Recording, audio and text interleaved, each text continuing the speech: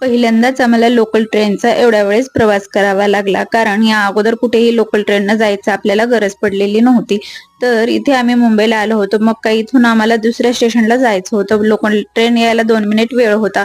मग काही थोडंसं शूट केलं. मग लोकल ट्रेनमध्ये बसलो आणि जिथे आम्हाला स्टेशनवरती जायचं होतं तिथून आपल्याला ऑटो करून जायचं होतं. मग तिथून ऑटो करून आम्ही ज्या ठिकाणी जायचे तिथे ऑटो करून पोहोचलो. मग काही इथे समजलं गेट उघडायला 15 मिनिट वेळ आहे. मग इथं थांबून काय करायचं, मग बाहेर थांबून थोडंसं वाट पाहिली. एवढं प्रचंड गर्दी असताना सुद्धा त्यांनी गेट जे आहे ते एकदम वेळेतच उघडलेला होता.